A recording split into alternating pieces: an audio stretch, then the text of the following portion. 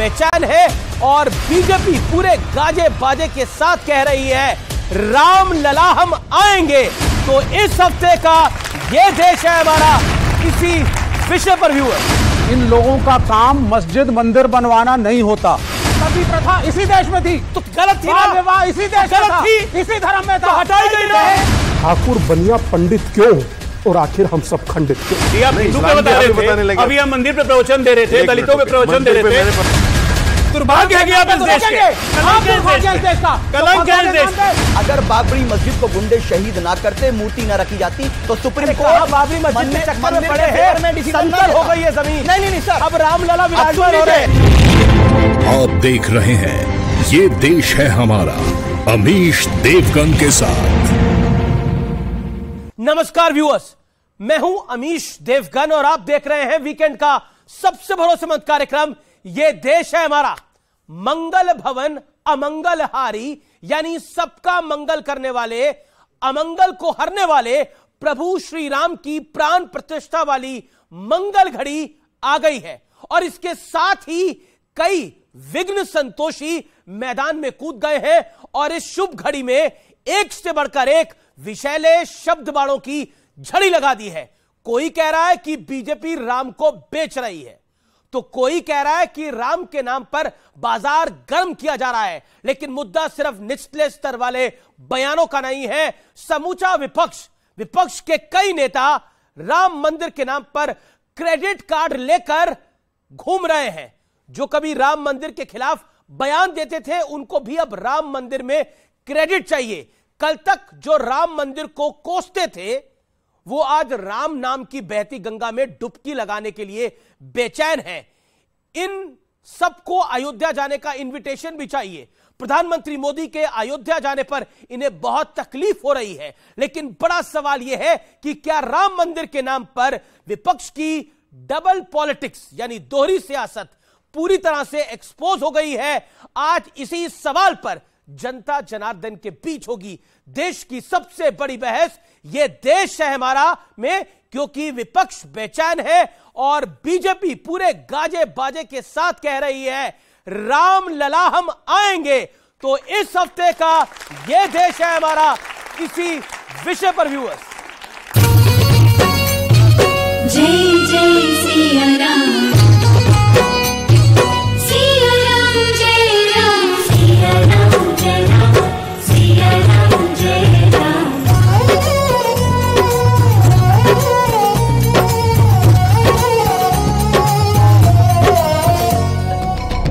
सौगंध राम की खाते हैं, मंदिर वही बनाएंगे और तारीख नहीं बताएंगे। पूछा नानी, अब तो आप बड़े खुश हो गए। कहती है ना बेटा, मेरा राम किसी की मस्जिद तोड़ के ऐसे मंदिर में नहीं बस सकता। जिस राम मंदिर के लिए आपने इतना योगदान दिया, वो भी बनकर तैयार होने जा रहा है।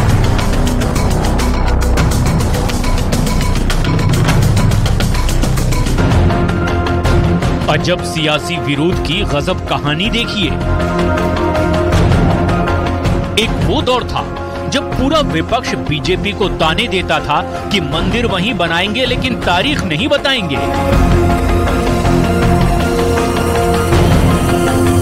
और एक ये दौर है, रामलला की प्राण प्रतिष्ठा की तारीख तय हो चुकी है और अब विपक्ष के सुर देखिए कैसे बदल गए हैं।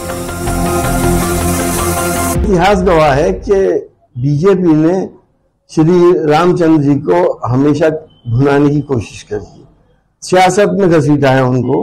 भगवान राम सबके हैं और किसी के पार्टी का बना लेने का मतलब है कि वो धर्म को बेचने के बराबर है। आप मंदिर में बुला के क्या राम को दिखा रहे हैं? हमारा दिल में, हमारा हृदय में राम है, नाम नाम पे राम है। भारतीय जनता पार्टी कभी नहीं चाहती थी राम मंदिर का निर्माण। वो इस मुद्दे पर हर बार वोट चाहती थी।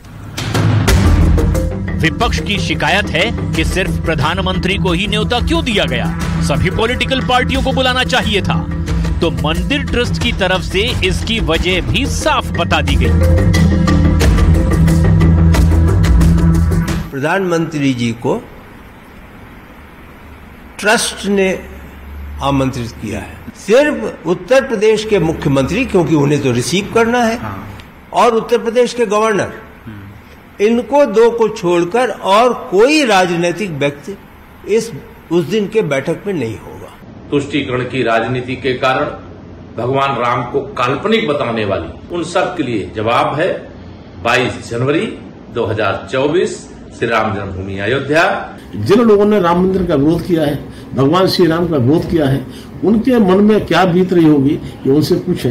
ये कुंठित आत्माओं को इतना ही कहेंगे कि भव्य राम मंदिर का जब शुभारंभ हो तो जाकर के वहां पर दर्शन करें और अपनी कुंठा को जो है वो ठीक करके और ठीक ठाक दिमाग से बाहर निकल पाए। सवाल ये है कि जो कहते थे अयोध्या में राम मंदिर नहीं बनना चाहिए, जो तंज भरे अंदाज में तारीख पूछते थे, वो आज इतने हैरान परेशान क्यों हैं?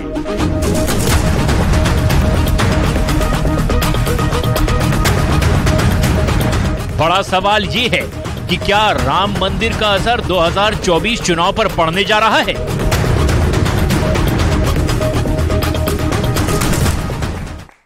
तो बात करने के लिए मेरे साथ आज मौजूद हैं कई दिग्गज मेहमान। मेरे साथ पहले मौजूद है बीजेपी के राष्ट्रीय प्रवक्ता डॉक्टर अजय आलोक, मेरे साथ मौजूद है लेफ्ट के नेता, लेफ्ट आइडियोलॉग विवेक श्रीवास्तव जी, उनका अभिनंदन है। नेता पीस पार्टी के शादाब चौहान, साजिद रशीदी, मुस्लिम धर्मगुरु, उनका अभिनंदन है। मेरे साथ स्वामी दीपांकर मौजूद है, आध्यात्मिक गुरु, जोरदार तालियों से उनका अभिनंदन है।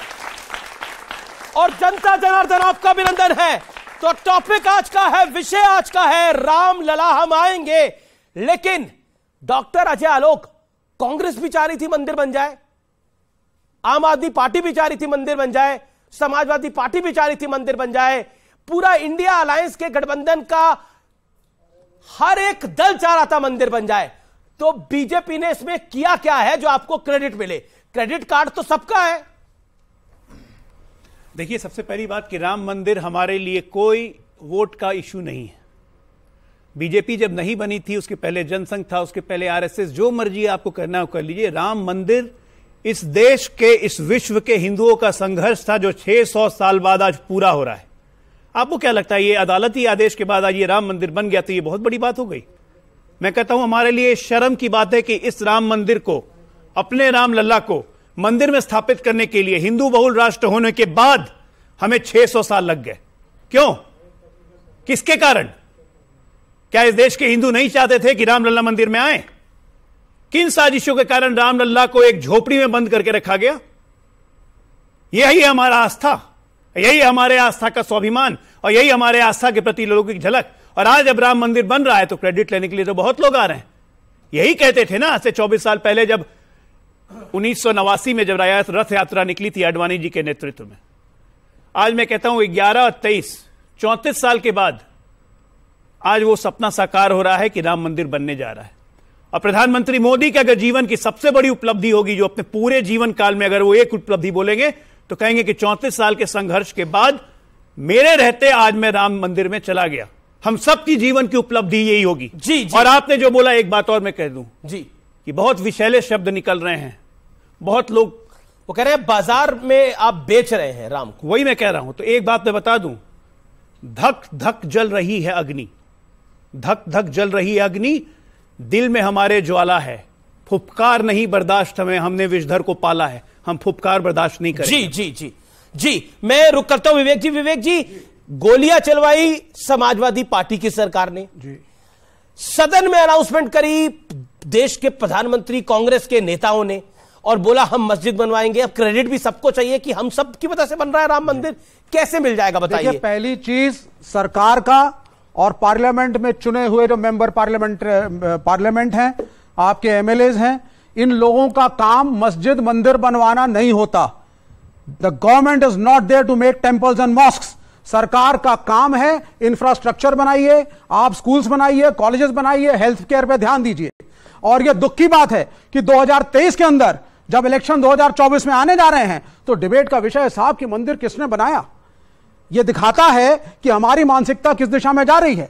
मेरे मित्र आलोक जी ने बोला हिंदू बाहुल्य राष्ट्र, यह हिंदू राष्ट्र नहीं है। यहां पे founding fathers of this nation, जिसमें महात्मा गांधी थे, उन्होंने इंश्योर किया कि एक आदमी का एक वोट होगा, चाहे वो हिंदू होगा या मुसलमान, and we are all equal citizens. It is not a Hindu rashtra still, thankfully, and thankfully because of that मुझ जैसा एक पढ़ा लिखा व्यक्ति जो श्रीवास्तव लिखता है, क्योंकि बाई बर्थ हम हिंदू कह सकते हैं अपने को, हालांकि मैं एक कम्युनिस्ट हूं, मैं एक नास्तिक हूं, लेकिन मैं भी अपनी बात बोल सकता हूं, क्योंकि रिलीजियस बाय गॉड्स, चाहे वो हिंदू धर्म के हो या किसी और, मेरी आवाज को आज राम मंदिर बनाना, क्या राम मंदिर बनाना नफरत की बात है?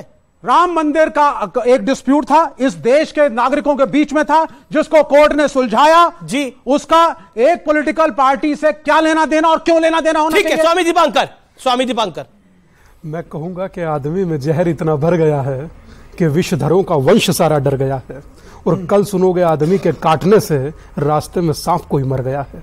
तो मैं बड़ा हैरत में पड़ता हूं, इसी देश में, इसी राज्य में छोटे से झगड़े पर उलेमाओं को प्लेन भेजकर बुलवाया जाता था, चार्टर्ड लखनऊ, तब कोई कुछ नहीं बोलता था।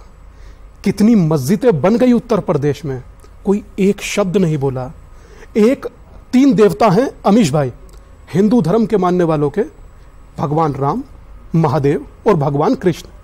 ये हम लोगों की आस्था का केंद्र ही नहीं, हम लोगों के दिल में धड़कने वाली धड़कन जैसे टक टक टक टक जो करती है ना, वही। और शिव हमारे शीश है दादा, राम हमारे प्राण और कृष्ण हमारी प्रज्ञा है। और जब अपने ही प्राण को देखकर प्राण प्रसन्नचित हो रहा है, तो मुझे ये पीछे का ये छाया चित्र याद आ रहा है। अटल जी के वो शब्द के धरा को प्लेन करना होगा, अडवाणी की वो रथ यात्रा, और उसके सारथी बने आज वो योद्धा जिसके कार्यकाल में ये बना। किसने कहा कि 10,000 पन्ने हैं, 20,000 पन्ने, इनको ट्रांसलेशन करिए, क्यों जल्दी करवा दिया? इनका दुख यह है कि इसका फैसला आ क्यों गया। इसका फैसला तो भी और बाद में आना चाहिए था। कपिल सिब्बल के शब्द भूल गए, आप लोग भूल गए, यह याद है। और महात्मा गांधी की, विवेक भाई ने बड़ी जबरदस्त बात की कि महात्मा गांधी ने तो महात्मा गांधी को कोट कर रहे थे। मुझे हैरत होती है, पुणे की यरवदा जेल में जब अंग्रेजों ने 1932 में कहा कि कम्युनल अवार्ड और सांप्रदायिक पुरस्कार की घोषणा की, तो महात्मा गांधी तत्क्षण अनशन पर बैठ गया, मरण अनशन पर, यह कहकर के मैं अपने देश को जातियों में नहीं बंटने दूंगा। बाय बर्थ में श्रीवास्तव और हिंदू होने की बात कर रहे हैं। इसका मतलब देश को नक्षत्र मंडल में इतने तारे नहीं है जितनी जातियों में तुमने बांट दिया। इन्हें हिंदू बनाकर रखिए तो सही, जो 500 साल प्रतीक्षा ही हो। यह आपके शास्त्रों ने बांटा, मैं ब्राह्मणवादी व्यवस्था में बांटा। मैं डंके की चोट पे कहता हूं अमित भाई, मैं आचार्य जी, इन्होंने बात करी उस व्यवस्था ने बांटा जिसमें आप कहते हैं पूजा कराने का, पुजारी बनने का अधिकार एक स्पेशल जाति को मिलेगा, बाकियों को नहीं मिलेगा। विवेक भाई एकदम उस जाति की उस जातिवाद की काट भी रहा है। 1 मिनट दादा रुकिए, 1 मिनट। किस शास्त्र में लिखा है? शास्त्र का बताइए, रेफरेंस दीजिए। ये जितने मंदिर आप देख रहे हैं, शास्त्र का ब्राह्मण के अतिरिक्त शास्त्र का रेफरेंस दीजिए। भगवत गीता के शास्त्र का रेफरेंस दीजिए। भगवत गीता के अंदर वर्ण व्यवस्था के बारे में बोला गया है। निकालो जरा गूगल, कौन से शास्त्र में जाति वर्ण व्यवस्था को जस्टिफाई किया गया है। बताओ जरा कौन से शास्त्र में। मैंने बता दिया आपको, भगवत गीता के अंदर वर्ण व्यवस्था लिखी है। देखिए आप, है ना, जाति और वर्ण है क्या? उसी वर्ण व्यवस्था से जातियां उत्पन्न हुई, लिखा है, उसी से डिस्क्रिमिनेशन शुरू हुआ। नहीं, पर भगवत गीता में कहां जाति लिखी है? भगवत गीता में जाति कहां लिखी है? अच्छा, आप किसकी बात करते हैं? आप किसकी बात? एक सेकंड, बात करी जाती है, बात करी जाती है कि भारत के अंदर जातिवाद कब से है। मैं पूछता हूं, भगवान राम ने शबरी के बेर खाए, वानरों की सेना बनाई और एक ब्राह्मण रावण का वध किया क्योंकि उसने स्त्री हरण किया था। आप बात करते हैं, और भारत तो आदिकाल से जातियों में बिलीव नहीं करता। ये तो अंग्रेज आए और जातियों का द्वेष करके गए। सुनिए पूरी बात, सुनिए। और जो पूरे दुनिया में डंका बजता है ना, वुमेन एम्पावरमेंट होनी चाहिए। मां दुर्गा भारत के अंदर ही है और भारत के अंदर ही पूजा जाता है मां दुर्गा को। तो सोचिए, किसी और धर्म में कोई स्त्री को भगवान माना जाता है नहीं। सिर्फ हिंदू धर्म एक ऐसा है जिसमें स्त्री को ईश्वर का रूप माना जाता है। ये फैक्ट है सर। सती प्रथा इसी देश में थी, तो गलत थी ना? विवाह इसी देश में था, इसी धर्म में था, तो हटाई गई ना? दहेज प्रथा आज भी है, डाउरी टैक्स आज भी है, तो हटाई इसी समाज में है, इसी धर्म में है। बाकी लोगों को भी 30 सेकंड दादा मुझे बोलने दीजिए, मेरा ही विषय है। बस एक बात इतनी सी कहना चाहता हूं, किसी शास्त्र में जाति का जिक्र नहीं है, ये आप सब लोग याद रखिएगा। वर्ण का भी अपभ्रंश हो चुका है। मैं कहता हूं पढ़िए सर। अब आप गलत है। नहीं सर पढ़िए। अच्छा बताइए क्या लिखा। मैं बता देता हूं। एक एक आप अपनी मुझे बोलने मुझे बोलने दीजिए, उसके बाद आप बोलिएगा। 30 सेकंड। ये जिक्र कर रहे हैं श्रीमद् भगवद गीता अध्याय नंबर 4 श्लोक नंबर 13 पन्ना नंबर 176 चातुर्वर्णमया सृष्टम गुण कर्म विभाग्यशः। इसका अर्थ है कि गुण और कर्म के आधार पर मनुष्य का आकलन होगा, जाति के आधार पर नहीं। वो भी गलत पेश करते हैं आप लोग। ठीक है, तो शदाब चौहान रामलला का मंदिर बनना है और नेताओं के बयान आ रहे हैं। क्या आपको लगता है बीजेपी ने तो कुछ भी छुपाकर ढककर नहीं करा, ऐलानिया करा? बीजेपी के मैनिफेस्टो में एक बार ही नहीं कई बार रहा। ऐसा तो नहीं था कि बीजेपी छुपा रही थी कि हम रामलला के, ये तो पता ही था कि बीजेपी की सरकार अगर फुल मेजॉरिटी से आएगी तो 370 भी हटेगा, चाहे कोई कितनी छाती पीट ले। राम मंदिर भी कोर्ट के निर्णय के बाद बनेगा, कोई कितना भी रोग आ ले। तो फिर अब आपत्ति क्यों है? देखिए, बीजेपी तो क्लियरली बोलती है कि हमने मंदिर बनवाया, लेकिन सच्चाई एक ये भी है कि जब मूर्ति रखी गई और एफआईआर में लिखा गया कि चोरों की तरह मस्जिद में मूर्ति रखी गई, 1949 में, वो कांग्रेस की सरकार थी। जब बाबरी मस्जिद का ताला खोला गया, वो कांग्रेस की सरकार थी। जब बाबरी मस्जिद को चंद गुंडों ने, दहशतगर्दों ने शहीद किया, वो उस समय भी कांग्रेस की सरकार थी। और आखिरी बात मैं ये बात कहूंगा, ये बार बार क्लेम करते कि हमने किया, तो इसका मतलब यह है कि सुप्रीम कोर्ट का जो फैसला था, क्या आपके दबाव में था? आप ये कहना चाहते हैं क्या तरुण गोगोई साहब को राज्यसभा इसलिए भेजा गया क्योंकि उन्हें आस्था के आधार पर फैसला दिया, न्याय के आधार पर नहीं दिया, इसलिए उनको गिफ्ट किया गया? क्या आप ये क्लेम करना चाहते हैं? तीसरी चीज क्या था? तीसरी चीज तो न्याय क्या है? बिल्कुल बता रहा हूं। न्याय यह था कि सुप्रीम कोर्ट ने कहा कि वहां मंदिर होने का कोई प्रमाण नहीं मिला। कोई प्रमाण नहीं मिला कि वहां मंदिर गिराकर मस्जिद बनाई गई। अच्छा, 10 सेकंड। कोई प्रमाण नहीं मिला कि 12वीं सदी से 16वीं सदी तक वहां तक क्या था, जब प्रमाण नहीं था। लेकिन मुसलमानों को जमीन वहां दे दी गई, जब मुसलमानों की या तो कहिए नहीं थी, अगर थी तो अल्टरनेट लैंड क्यों प्रोवाइड करी गई? यह साबित करता है कि आस्था की बुनियाद पर फैसला किया गया। इसीलिए हम लोग क्यूरेटिव पिटीशन, इलाहाबाद हाईकोर्ट का फैसला, इलाहाबाद हाईकोर्ट का फैसला क्या था? बीजेपी की सरकार केंद्र में भी नहीं थी, उत्तर प्रदेश में भी नहीं थी। इलाहाबाद हाईकोर्ट का फैसला, व्यूअर्स ध्यान से सुनिए, क्या था इलाहाबाद हाईकोर्ट? इलाहाबाद हाईकोर्ट ने 3 पार्ट्स में डिवाइड किया। क्या फैसला? तीनों पार्ट्स में नहीं। मेन चबूतरा किसको दिया था? मेन चबूतरा किसको दिया था? तो हम सुप्रीम कोर्ट गए। मेन चबूतरा किसको दिया था? तो फिर तब किसका दबाव था? सुप्रीम कोर्ट गए ना। सर, सत्य को एक्सेप्ट करना पड़ेगा। 10 साल पहले भी कोई नहीं छुपा सका, और 500 साल पहले भी कोई नहीं छुपा सका। आस्था सुनिए, तो कैसे को बदलेगा? श्री राम से ज्यादा जितना प्रेम मैं कर सकता हूं, शायद आचार्य जी इसलिए नहीं कर सकते। उन्होंने कहा, आपने भी कहा कि ब्राह्मण का वध किया था, और परशुराम जी से भी क्या मसला था? क्योंकि हमेशा कभी ब्राह्मण नहीं चाहता है कि क्षत्रियों का राज कायम हो, इसीलिए क्षत्रिय को प्रधानमंत्री नहीं बनाया गया। कंफ्यूजन डाल दिया आपने। पूरा आपका प्रेम क्यों? आप भगवान राम से प्रेम आपसे ज्यादा कोई क्यों नहीं कर सकता? कारण मतलब कारण यह है कि श्री राम का और हमारा पारिवारिक आस्था आपकी हो सकती है, आपका सम्मान है, लेकिन मेरा रिश्ता पारिवारिक। तो बदल क्यों गए फिर? कहां बदले हैं? मैं परिवार को मान रहा हूं। आस्था तो भगवान राम, लेकिन भगवान राम तो रघुवंशी थे, तो आप इसीलिए तो बोल रहा हूं, आप कहां दूसरे वंश में चले गए? तो बोल रहा हूं मैं कि श्री राम के नाम पर कत्लेआम किया गया, श्री राम के नाम पर मस्जिद को गिराया गया, श्री राम के नाम पर आज गुंडागर्दी की जा रही है, और श्री राम के नाम का सौदा कर रहे हैं लोग। सच्चाई तो ये है कि हमास के लोग क्या बोलकर बम फोड़ के गए हैं, क्या बोल के उसका करके गए हैं, बम तो वहां फोड़े जा रहे हैं, वहां भी। ओके, स्वामी हमास छोड़िए दादा, बहुत दूर है। हम ये कह रहे हैं कन्हैया का राजस्थान में क्या बोलकर किया गया, ये तो राजस्थान नजदीकी है। किसी ने फेवर किया उसका? खैर, अरे भाई साहब, आप बात क्या कर रहे हैं? आप बात क्या कर रहे हैं? मैं तो इतना मात्र कहना चाहता हूं, ठीक है आपकी अपनी इच्छा, शुभेच्छा है, मगर इस देश की आस्था को अब शब्द बोलने का इजाजत किसी को नहीं है। और इजाजत क्यों मिलता आप लोग जानते हैं?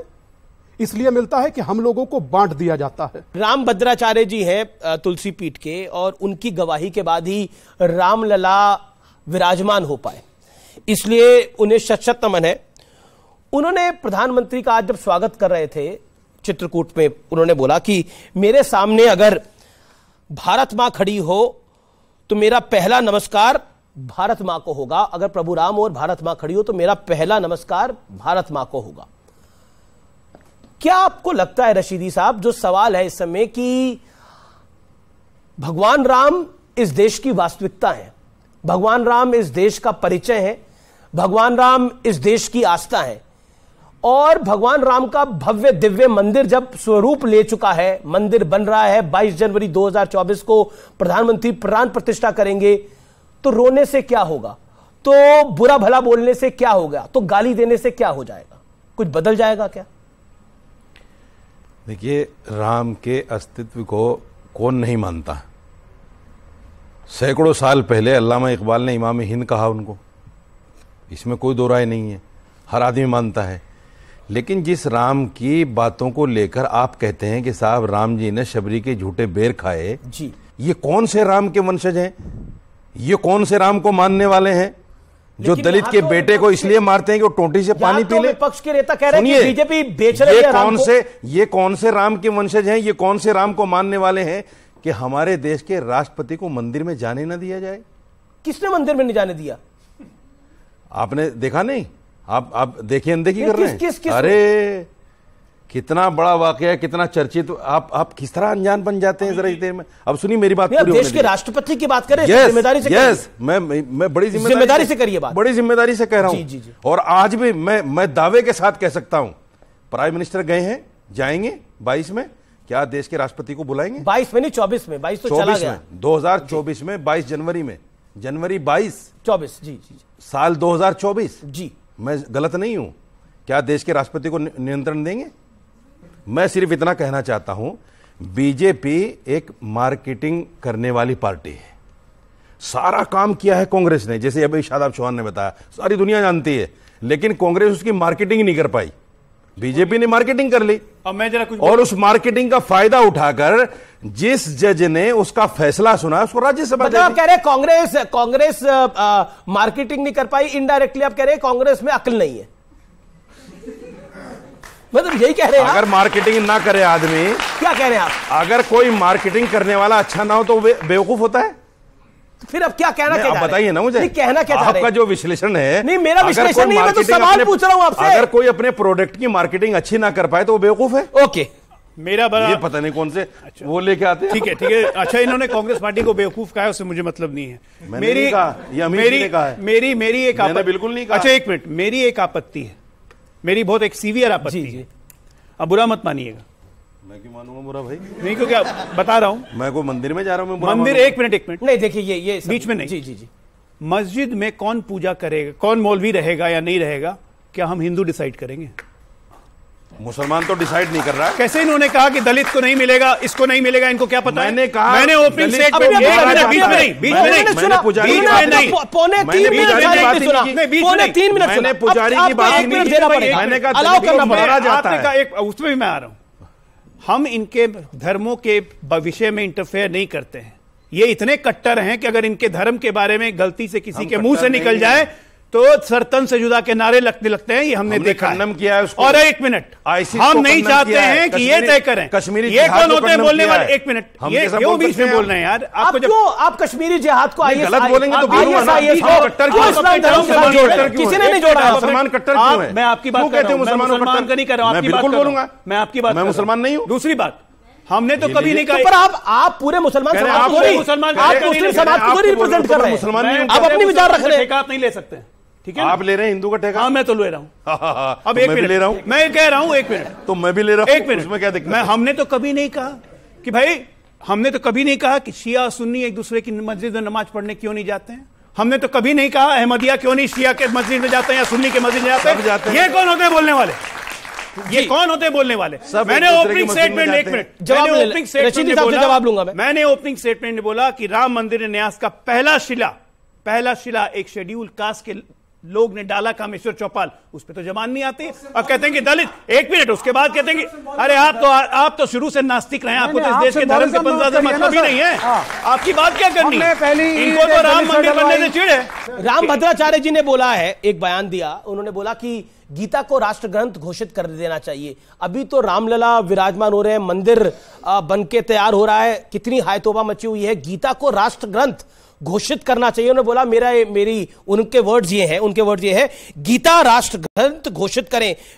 मेरे मित्र से ये प्रार्थना है, मतलब वो प्रधानमंत्री मोदी को संबोधित करते हुए उन्होंने बोला। तो मैं समझता हूं कि भारत के लोगों के लिए श्रीमद् भगवत गीता अपने आप में एक अद्भुत और अनोखा ग्रंथ है, जो जीवन जीने की पद्धति के साथ। क्या है गीता को राष्ट्र ग्रंथ घोषित कर दिया जाए? तो दीजिए ना सर। जी, कॉन्स्टिट्यूशन नहीं चाहते, हम कॉन्स्टिट्यूशन सर फॉलो करिए सर, हम कॉन्स्टिट्यूशन से चलिए, हम कॉन्स्टिट्यूशन डिसाइड करेंगे सर। आप क्या पहनेंगे, क्या खाएंगे, क्या बोलेंगे, रोचक किस दिन क्या नॉनवेज जानते की दुकान खुलेगी, किस दिन क्या बंद हो गया, क्या ये डिसाइड करना चाहते हैं। सोचिए कि डिबेट की स्थिति क्या है। अभी आप इनके डिसाइड करने पे बोल रहे हैं? नहीं, यही तो करते अभी आए तो हैं ना, सेंचुरीज से। अभी तो ना बोलने पे बोल रहे तो करते आए हैं सेंचुरीज से, सदियों से क्या करते आए ये हैं। सोच रहा इसको हूं। छुओ, स्वामी विवेकानंद ने कहा था, Hindu religion has boiled down whom to touch, whom not to touch, what to eat, what not to eat। मुझे जवाब दीजिए। उन्हीं विवेकानंद ने यह भी कहा था कि जब कोई धर्म बदलता है, आगे कहूं तो दुख होगा, नहीं कह दीजिए, जब कोई धर्म बदलता है तो हिंदू धर्म का समक्ष एक शत्रु खड़ा होता है। उनकी बात से इत्तेफाक रखते हैं? नहीं, उन्होंने तो ये भी कहा, उन्होंने ये भी कहा। अब मैं अपनी बात कह दूं, सुन लीजिए, अब मैं अपने टाइम पे बोलिए। अब हम अम्बेडकर जी शत्रु थे? नहीं, अब अम्बेडकर जी की सुनिए। नहीं, शत्रु थे अब अम्बेडकर जी की सुनिए। जिस दलित कहकर आपका 5-4 मिनट बीता, उन्होंने ही अपनी पुस्तक हुआर शूद्रा के चैप्टर नंबर 1 पैराग्राफ नंबर 3 में कहा कि उस शूद्र का जिक्र एक आम आदमी से है ही नहीं। गलत बोल के तो आदमी को भड़का रहे हो दादा। और ठाकुर मतलब दलितों के खिलाफ अत्याचार कभी हुआ ही नहीं। क्या कहानी, आपके बीच में वो नहीं, क्या कहानी है? आप उनको 1 मिनट बोलने दीजिए ना। दादा, ठाकुर बनिया पंडित क्यों और आखिर हम सब खंडित क्यों? हम लोग हिंदू थे, हिंदू हैं और हिंदू रहेंगे, बांटने से बटेंगे नहीं। जाति की काट आपको लगता है राम है? दादा, मैं समझता हूं कि राम से बढ़कर है कौन? बताइए, कौन से राजा रजवाड़ा या राजा के यहां वो ठहरे? किसके यहां ठहरे? आदिवासी, बनवासी, गिरवासी, मल्ला, केवट के यहां वो ठहरे। इसलिए राम राम थे और मर्यादा पुरुषोत्तम थे। एक में वो चीज समाज में क्यों नहीं हुई? एक हाथ कंगन को ऊपर ब्लेम कर देने से, कंगन को आरती क्या, पढ़े लिखे को फारसी क्या? ये सामने यूथ बैठा है, हिंदू होने में बिलीव करते हो या जाति में? इन्हें थोड़ा तेज बोलो, सुनता नहीं है। भारत में विश्वास करते हो? ज्यादा कुछ भारत में विश्वास करते हो या बटने में विश्वास करते हो? भारत में करते हो ना, तो बटो मत। हाँ, बटो मत। मैं रोचक है और संविधान को फॉलो करो। संविधान को फॉलो करो। ताली बजाऊं यार, मेरा मन कर रहा है मैं ताली बजाऊं। गजब, मतलब के इतना गजब मैंने तो कह रहे हैं बांटो मत। नहीं, ये तो बांट ही रहे हैं। इतना गजब, ये सदियों से बांटते आए हैं। मैं सत्ता में रहने के लिए एक धर्म की आड़ में ये सदियों से बांटते आए हैं। जी, रूल करते आए हैं। इतना सुनिए, हर चीज में सिंबॉलिज्म। अब एक इतना सुनिए, आज 337 दिनों से जातियों में बटे हिंदुओं को एक कर रहा हूं। ये यहां स्टूडियो में, एसी स्टूडियो में बैठकर कह रहे हैं बांटने आए हैं। और इन्होंने क्या काम किया जिससे हिंदू एक हुआ हो? हर रोज कहते हैं कास्ट सेंसस कराएंगे, हर रोज कहते हैं जातीय गणना कराएंगे और जातीय गणना कराएंगे। मैं एक बात कहना चाहता हूं, वेलफेयर के लिए कास्ट सेंसस जरूरी है। मां भारती के रक्त के बिंदु बांटे जाएंगे, जातियों में बांटकर अब हिंदू बांटे जाएंगे। जी, लेकिन क्या ये शदाब, आपकी बात पे आता हूं। मेरा बहुत सीधा और डायरेक्ट सवाल है आपसे, और सवाल यह है, क्या यही काट है, क्या यही काट है जो जातीय जनगणना हम लाएंगे, लेकिन ये कह रहे हैं रामलला हम आएंगे? क्या राम जातियों की भी काट है जो इंडिया गठबंधन विपक्ष करना चाह रहा है? नहीं, इसमें कोई दो राय नहीं कि श्री राम ने कभी भी भेदभाव नहीं किया। सबरी के बेर खाए हों, चाहे आदिवासी मल्ला केवट के यहां विश्राम किया हो, उसके यहां अपनी रात गुजारी हो। लेकिन इसका मतलब यह नहीं है कि आज सरकार में बैठे हुए लोग वही कर रहे हैं। मेरा आज सवाल भी है, हाँ, आज क्या हो रहा है? उन्होंने सीता जी की रक्षा के लिए रावण का वध किया था, लेकिन आज हिंदुस्तान के अंदर हर घंटे 4 घटनाएं ऐसी होती हैं जहां महिलाओं का उत्पीड़न किया जाता है। रोजाना डकैती डलती है, हत्याएं होती हैं, अपराध होता है। अपराध मुक्त नहीं हुआ है। जिस दिन श्री राम से सच्चा प्रेम होगा, उस दिन महिलाओं के लिए कुछ ऐसा कार्य करेंगे जिससे महिला सुरक्षित रहे। जिस युग में हम ऐसी बात कर रहे हैं, हम सपना देखने की बात कर रहे हैं कि कोई अपराध नहीं होगा, कुछ नहीं होगा। जब राम का भी युग था, तब भी सीता हरण हो गया था, लेकिन हरण भी रावण पैदा हो गया था। हम क्या बात कर रहे हैं? राम राज्य तब होगा जब एक भी कुछ नहीं होगा। मतलब नरेंद्र मोदी से उम्मीद लगानी तो ठीक है, लेकिन आप तो ऐसी उम्मीद कर रहे हैं। कांग्रेस से है कि आप क्रेडिट लेना चाह रहे हैं राम मंदिर कि आप राम मंदिर के नाम पे क्रेडिट लेना चाह रहे हैं और आप रामलला को अब अपना बता रहे हैं। पर जब राम मंदिर का केस चल रहा था, तब आपने 28 लॉयर हायर किए थे कि राम मंदिर ना बन पाए, तब रामलला आपके नहीं थे। पब्लिक को कैसे चुप कराएंगे, बताइए विवेक जी, कैसे क्रेडिट मिल जाएगा कांग्रेस को? मैं फिर यही कहूंगा, कोई क्रेडिट नहीं ले रहा है। कोर्ट का एक डिसीजन था। ये हमारा जो देश है ये बहुत डाइवर्स है, अनेकों जातियां, अनेकों धर्म, डिस्प्यूट्स थे, डिस्प्यूट्स आते रहेंगे। हमारी एक व्यवस्था है, हमारा मीडिया है, हमारे कोर्ट्स हैं, हमारी एग्जीक्यूटिव है। 10 सेकंड मैं फिर एक्सपोज ही करूंगा। मैंने बोला ना आज लड़ूंगा नहीं, फिर एक्सपोज करूंगा। इन्होंने कहा जब बात हुई कि गीता को राष्ट्रीय ग्रंथ घोषित कर दिया जाए, उन्होंने प्रधानमंत्री से मांग की। इन्होंने कहा ये संविधान बदलना चाहते हैं, संविधान बदलना चाहते हैं। एक बार बताइए, कोर्ट में किसकी शपथ ली जाती है कि मैं जो कुछ कहूंगा, सच के सिवा कुछ नहीं कहूंगा? तो गीता संविधान का हिस्सा नहीं है। नहीं तो वो राष्ट्रीय ग्रंथ हो गया तो संविधान बदल जाएगा। ये है इनकी सोच। वक्त है एक अंतराल का, लेकिन ब्रेक के उस पार सवाल होंगे और एक बड़ी खबर भी होगी। आप देखते रहिए वीकेंड का सबसे भरोसेमंद कार्यक्रम ये देश है हमारा, न्यूज 18 पर। Welcome back. आप देख रहे हैं वीकेंड का सबसे भरोसेमंद कार्यक्रम ये देश है हमारा। और कहा जाता था बीजेपी से, रामलला हम आएंगे, मंदिर वहीं बनाएंगे, लेकिन तिथि नहीं बताएंगे। लेकिन 22 जनवरी की तिथि तय हो गई है। इस दौर में उसकी बात करेंगे। कांग्रेस के वक्ता से सवाल है, विपक्ष से, कि विपक्ष से सवाल है मेरा कि आप अभी तो राम के क्रेडिट की बात करते हैं, लेकिन आप ही ने 2008 में सुप्रीम कोर्ट को कहा था कि राम काल्पनिक है। तो आज आप क्रेडिट की बात कैसे कर सकते हैं जब आपने राम को काल्पनिक माना है? ये कांग्रेस ये जो कोर्ट वाला था, हालांकि आप कांग्रेस के नहीं हैं, लेकिन कांग्रेस को कैसे क्रेडिट मिल जाएगा? आप खुद जानते हैं कांग्रेस ने क्या क्या कर्म करे हैं। मैं तो कई बार कह चुका हूं कि कांग्रेस का हाल ये हो चुका कि ना वो इधर के रहे हैं ना उधर के रहे हैं। सारा पूरा जो प्रक्रिया है वो कांग्रेस के दौर में हुआ। अगर बाबरी मस्जिद को गुंडे शहीद ना करते, मूर्ति ना रखी जाती, तो सुप्रीम कोर्ट बाबरी मस्जिद के चक्कर में पड़े हैं, समतल हो गई है जमीन। नहीं सर, अब रामलला विराजमान हो रहे हैं। सुन लीजिए, कान को सुन लीजिए। हम अपनी जनरेशंस को बताएंगे, सुनिए, हम जनरेशंस को बताएंगे, अपनी आने वाली नस्लों को बताएंगे कि बाबरी मस्जिद थी और हमारे लिए हमेशा ता कयामत तक बाबरी मस्जिद रहेगी। ये मेरा बिलीफ है। आपकी आस्था आप कुछ भी करिए, लेकिन मेरे लिए मस्जिद पर अभी आप कह रहे हैं हम संविधान को मानते हैं, और अभी आप कह रहे हैं मुझे हमारे लिए तो कोर्ट के निर्णय के बाद भी वो बाबरी मस्जिद रहेगी। यही आपको एक्सपोज कर देता है। नहीं तो फिर संविधान ने इसी संविधान ने दूसरी जगह दिया तो उसको मारिए मस्जिद। तो रामलला के मंदिर को आप मस्जिद क्यों मारेंगे? यानी आने वाली नस्लों को भी भड़काएंगे। अरे महाराज सुन, आने वाली नस्लों को भी भड़काएंगे। अरे महाराज सुन तो लीजिए, महाराज सुन तो लीजिए, सुना दीजिए। इसी संविधान ने मुझे इजाजत दी है कि अगर सुप्रीम कोर्ट आपकी आस्था के खिलाफ फैसला करे या संविधान के खिलाफ फैसला करे तो आप क्रिटिसाइज कर सकते हैं। इसी संविधान ने मुझे इजाजत दी है। तो आप कैसे कह सकते हैं कि मैं नहीं बोल सकता? मैं तो बोलूंगा, मेरी आस्था है, फैसले देने चाहिए। बाबरी मस्जिद मेरी आस्था है और मेरी आस्था को कुचला गया, और जिसने उस आस्था को कुचला है उसको ठीक है स्वामी जी, राज्यसभा दी गई। हम ताउम्र तक बताएंगे कि वो बाबरी मस्जिद थी आने वाली नस्लों को। जवाब मैं समझता हूं कि आगे आने वाली पीढ़ियां और नस्लें बेहद एजुकेटेड होंगी, उलझेंगी नहीं। दो तरफ होगा, एक तरफ क्रिश्चियन हो, हिंदू हो, मुस्लिम हो, सिख हो, ईसाई हो ऐसे, मगर ऐसे ना हो कि जहां फिर से डिवाइड जैसी सिचुएशन हो। आज जब राम मंदिर बन रहा है तो उस पर इतनी उंगलियां उठ क्यों रही हैं? अगर राम मंदिर इतने सालों बाद बन गया है तो क्या तकलीफ है उसमें? और अगर आप कहते हैं कि दलित को राम मंदिर में नहीं एंटर करने दिया जाएगा, आप संविधान की बात करते हैं, संविधान लिखने वाले भी एक दलित थे। और अब जब आप ये कैसे कह सकते हैं कि राष्ट्रपति नहीं जाएंगे राम मंदिर में? कैसे कहा? जी जवाब रशीदी साहब। यही सबसे बड़ा दुख है कि जिस दलित ने हिंदुस्तान को संविधान दिया, आज उसी दलित के मानने वाले लोगों को इस तरह से कुचला जा रहा है और इस तरह से उनको मंदिर में एंट्री देने की बात नहीं की जा रही है।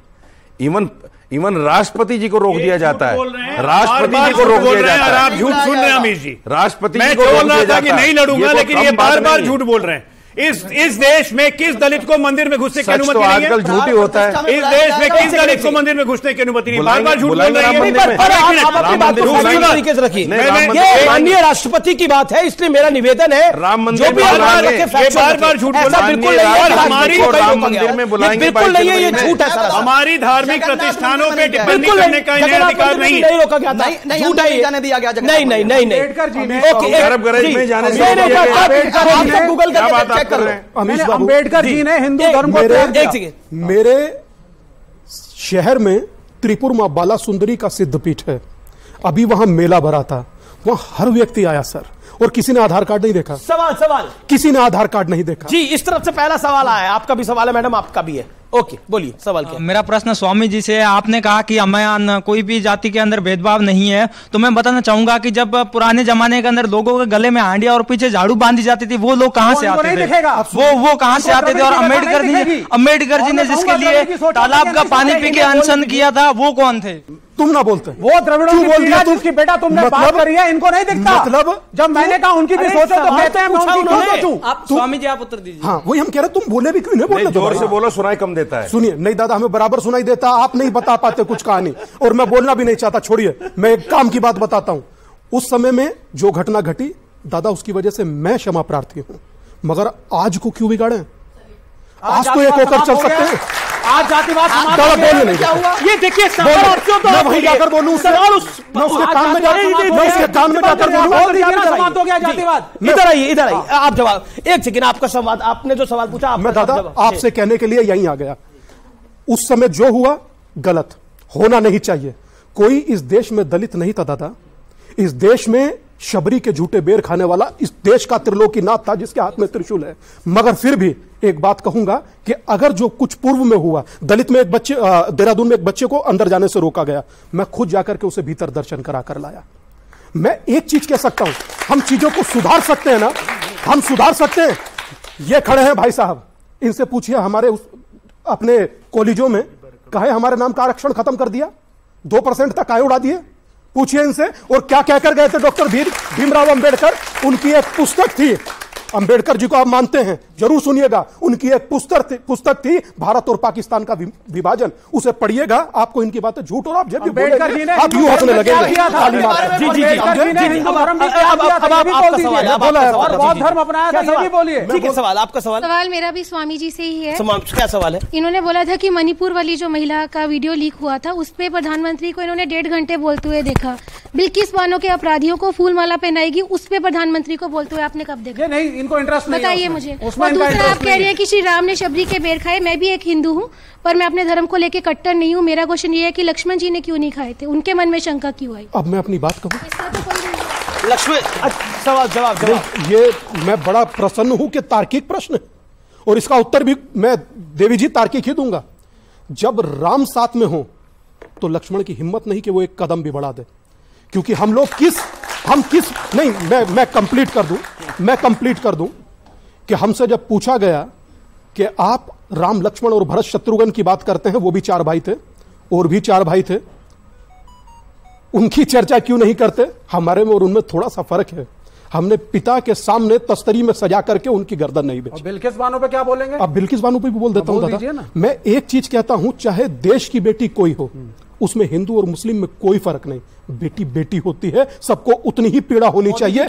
मगर अब आगे बोलने दीजिए दादा, ऐसे कोई ना सरकार ने गलत किया। जी बोलने दीजिए, जरूरी है बोलना, क्योंकि मौके पर टोकते हैं। ये प्री प्लान है सब। नहीं, आप ये नहीं, क्या होता 2 मिनट रुके, बाद में बोलिएगा। अच्छा किया गलत किया, सिर्फ इतना बोल दीजिए। अब मैं एक बात तुमसे कहना चाहता हूं, साक्षी है दिल्ली की लड़की, तुम जानते होंगे दिल्ली में कितने चाकू मारे उसके माथे में, किसने कंडम किया? पूछिए, आपके शो में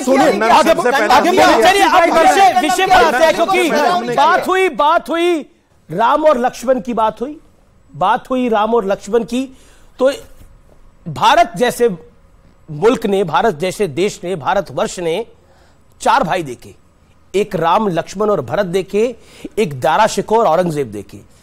औरंगजेब और उसके भाई देखे। एक भाई ने अपने भाई का सिर काट के अपने पिता को गिफ्ट भेज दिया जेल के अंदर, और दूसरी तरफ भरत ने खड़ाऊ रखकर अपने भाई की राज करा। तो हम अपने घर में कौन चाहते हैं? राम, भरत और लक्ष्मण चाहते हैं या औरंगजेब चाहते हैं? यह निर्णय हमें खुद करना है अपने अपने घरों के अंदर। कोई हिंदू हो, मुसलमान हो, सिख हो, ईसाई हो, निर्णय वो खुद करे कि उसे अपने घर में अपने बच्चे कैसे चाहिए, राम लक्ष्मण भरत जैसे चाहिए या औरंगजेब जैसे चाहिए। निर्णय मैं आप पे छोड़ता हूं, मैं सिर्फ फैक्ट्स बता रहा हूं। प्रधानमंत्री मोदी ने चित्रकूट में कहा और बड़ी महत्वपूर्ण बात बोली, और प्रधानमंत्री ने बोला कि संस्कृत जैसी भारत की संस्कृति को पिछड़ा बताने वाले 1000 साल से हारते आए हैं और आगे भी हारेंगे। गुलामी के 1000 साल के कालखंड में भारत को तरह तरह से जड़ों से उखाड़ने का प्रयास हुआ। इन्हीं में से एक था संस्कृत भाषा का पूरा विनाश। इस मानसिकता के लोग पिछले 1000 साल से हारते आ रहे हैं और आगे भी कामयाब नहीं होंगे। लेकिन अब मैं आपको विपक्ष के दो दिग्गज नेताओं के दो पुराने बयान सुनाता हूं, जिसे सुनकर आपको विपक्ष की डबल सियासत यानी दोहरी सियासत और राम मंदिर के नाम पर दोहरे चरित्र का अंदाजा लग जाएगा। सुनिए, ये दोनों बड़े फेमस नेता हैं। जब बाबरी मस्जिद का ध्वंस हुआ तो मैंने नानी से पूछा, नानी अब तो आप बड़े खुश हो गए, अब तो आपके भगवान राम का मंदिर बनेगा। कहती है ना बेटा, मेरा राम किसी की मस्जिद तोड़ के ऐसे मंदिर में नहीं बस सकता। I also believe that no good Hindu would have wanted to see that temple built by demolishing somebody else's place of worship. जी, अब दीपांकर साहब इन सबको क्रेडिट चाहिए, डॉक्टर अजय आलोक इन सबको क्रेडिट चाहिए। अरविंद केजरीवाल कह रहे थे मेरी नानी को पसंद नहीं आएगा इस तरह का मंदिर जो बनेगा, लेकिन अब तो अरविंद जी भी जाना चाहते हैं, कांग्रेस के नेता भी जाना चाहते हैं, सब जाना चाहते हैं और सब इन्विटेशन भी चाहते हैं। देखिए, हमारी संस्कृति जो प्रधानमंत्री जी ने भी कहा है कि 1000 साल से लोग कोशिश करते आए कि संस्कृति को नष्ट करने की, तो इसका क्या मतलब है? ये हमारे अजय भारत की संस्कृति है जिसमें पूरा हिंदुस्तान शामिल था, जिसको हम अखंड हिंदुस्तान कहते थे, जिसको इन जैसे लोगों ने बांटते करके अब इतना छोटा सा कर दिया है। लेकिन हमारी संस्कृति खत्म नहीं हुई। और ये देखिए, कम्युनिस्ट जो खुद खत्म हो रहे हैं, बीच में चिल्लाना शुरू, कम्युनिस्ट बीच में चालू हो, आप क्या कह रहे हैं? इनका अस्तित्व है नहीं। पर ये तो प्रधानमंत्री ने नहीं बोला। आप क्या कह रहे हैं? सरकार की परमिशन के, बिना एडमिनिस्ट्रेशन की परमिशन के अगर एक भीड़ जाती है, चाहे मस्जिद हो या मंदिर, और उसको तोड़ती है, विध्वंस करती है, नारे लगाती है सिर्फ पॉलिटिकल गेन्स के लिए, क्या वो सही है?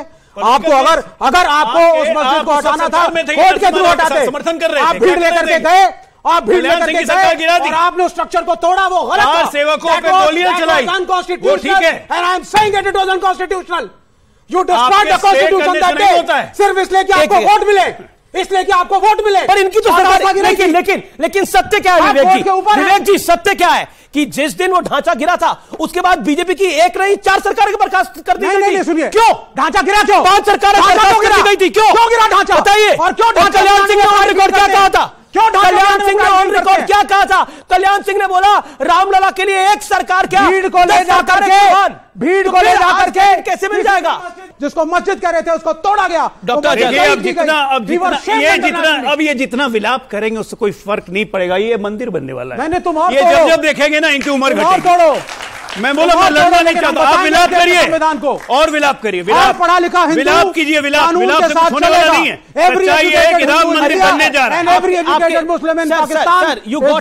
Vivek ji, my humble submission, you got your time, let him respond 40 second. आज की तारीख में जो आदमी खुद कहता है कि मैं एथिस्ट हूं, नास्तिक हूं, मैं हिंदू धर्म में हूं, लेकिन हिंदू धर्म मानता ही नहीं, उसे क्या बात करना है भाई?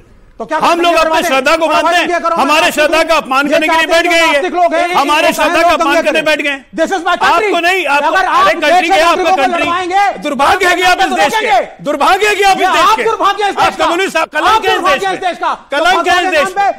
ये जितने कम्युनिस्ट हैं कलंक है इस देश में, और इसीलिए विश्व से इनका समापन हो रहा है।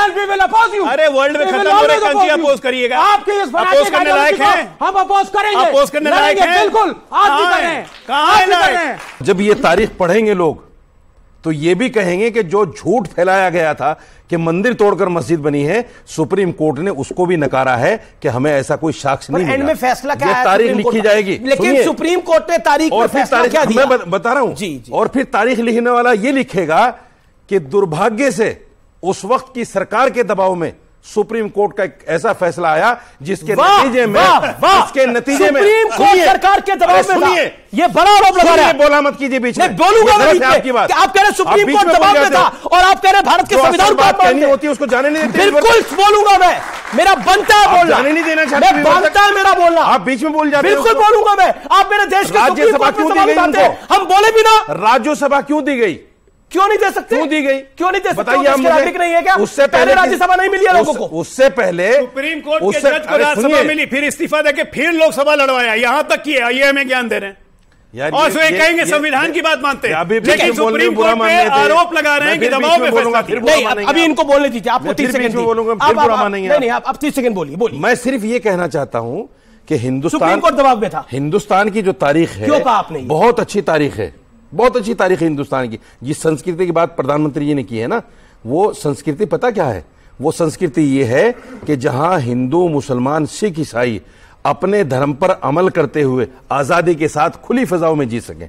ये नफरत का जो बाजार आज गर्म किया गया 2014 के बाद में, ये संस्कृति नहीं हिंदुस्तान। अच्छा, 2014 के बाद में नफरत का बाजार है। ये 1947 में नहीं है। 1947 में जब भारत और पाकिस्तान का बंटवारा हुआ था, तब कौन सा प्यार का बाजार था? किसने किया था? किसने किया था बंटवारा? किसने किया था? बताइए, अंग्रेज ने? किसने मांगा था देश? अंग्रेज ने किया था। किसने मांगा था दूसरा देश? अंग्रेज ने किया था ना। किसने मांगा था? आज आप मांगा किसने था? आज आप अंग्रेज को अच्छा कहते हैं, मांगा किसने था? और जिन्होंने इसको अखंड भारत बनाया उनको गाली देते हैं। मैं आऊंगा आपके पास, उनको गाली दे रहे हैं। इन्होंने कहा हिंदू मुस्लिम सिख ईसाई सब एक साथ मिलकर रहे, ये हमारी देश की संस्कृति है। बहुत अच्छी बात है भाई साहब। ये बात असल में 57 इस्लामिक राष्ट्रों को भी समझा दीजिए कि वहां पे सब धर्म लोग को रहने दें। पाकिस्तान को समझा दीजिए हिंदुओं को मार मार के नहीं भगाएं। बांग्लादेश को समझा दीजिए वहां के हिंदुओं को मार मारने के नहीं भगाएं। झूठ बोल रहे हैं हम झूठ बोल रहे हैं। पाकिस्तान में ये नहीं हो रहा है। दुबई ने मंदिर बना के दिया आपको। सही, बिल्कुल सही कह रहे हैं। मंदिर बना के बिल्कुल, यूएई ने मंदिर बना के दिया। क्या लेंगे? क्या लेंगे आप? एक मुस्लिम देश आपको मंदिर बना के दे रहा है, बहुत अच्छी और आप उसी तालियां बजाइए भाई, तालियां बजाइए। एक सेकंड, अब आप एक सवाल का जवाब दे दीजिए। आप दोनों भाइयों से मेरा निवेदन है, आप दोनों बड़े वरिष्ठ हैं, आपसे निवेदन है। आपने बोला देखिए ये है, बताइए इन 57 इस्लामिक देशों में से लोकतंत्र कहां पर है? जवाब है, जवाब दीजिए आप लोग। इस्लामिक 57 इस्लामिक देशों में से लोकतंत्र कहां पर है? बताइए। हिंदुस्तान में लोकतंत्र है? इस्लामिक देश है? हिंदुस्तान में लोक, सुनिए मैं सवाल पूछा आपसे, सवाल पूछा। मैं काउंटर सवाल कर रहा हूं। क्यों काउंटर सवाल जब कर रहे हैं? मणिपुर पर प्रधानमंत्री नहीं बोलते तो लोकतंत्र है? मणिपुर आप चले गए, लोकतंत्र है। सवाल पूछा 57 इस्लामिक देशों में से एक में बताइए लोकतंत्र है। एक देश में नहीं है लोकतंत्र, एक देश में नहीं है लोकतंत्र। और यहाँ खुली हवा चाहिए, यहाँ खुली हवाएं चाहिए, यहाँ सब कुछ चाहिए, यहाँ बाबर की मस्जिद भी चाहिए। हाँ, मैं मानता हूं कि कतर में यूएई में लोकतंत्र नहीं है, लेकिन जहां लोकतंत्र नहीं है वहां अपराध ना के बराबर है। वहां हिंदू भाई आराम से नौकरी कर रहे हैं, सब सुरक्षित हैं। और लेकिन हमारे भारत में अफसोस होता है कि मेरा भारत तो सबसे बड़ी डेमोक्रेसी है, मुझे गर्व है भारत पर, लेकिन यहां क्या हो रहा है? टारगेट किलिंग हो रही है। कभी मणिपुर में होता है, क्या बात कर रहे हैं? कतर से भारत को कंपेयर कर रहे हैं, की इज्जत लूटती है। कतर से भारत को कंपेयर कर रहे हैं। भारत में लोकतंत्र है, कतर में लोकतंत्र कहां है? की रक्षा हमारी भारत में लोकतंत्र है, कतर में लोकतंत्र क्या है? आप लोग दीवाने हो रहे हैं मिडिल ईस्ट के, वो आपको अपना भी नहीं मानते। लेकिन आज चलते चलते मैं जरूर एक बात कहूंगा निष्कर्ष के तौर पर। जब राम मंदिर का विषय बीजेपी ने उठाया था तो बीजेपी को शायद पता नहीं था कि बीजेपी सत्ता में आएगी। बीजेपी ने अपनी जर्नी 2 सीटों से शुरू करी, 2 से 80 पे गए, 80 से 120 पे गए, 120 से फिर 110 पे आए, फिर 160 पे गए, फिर 180 पे गए, फिर 272-73 पे गए, फिर 303 पे गए। और जो लोग राम का विरोध करते रहे वो 400 से 40 पे चले गए। ये विधि का विधान था या राम की रचना थी? कहते हैं ना, होता वही है जो राम रच देते हैं। शायद विधि का विधान यही था। और अब जब रामलला का भव्य मंदिर, दिव्य मंदिर तैयार हो चुका है, 22 जनवरी 2024 को वहां पर प्राण प्रतिष्ठा के साथ रामलला विराजमान हो जाएंगे, तब सोचिए नजारा क्या होगा। फिलहाल आज की चर्चा में इतना ही। आपने इस कार्यक्रम को देखा, आपका बहुत बहुत धन्यवाद। जय हिंद और राम राम।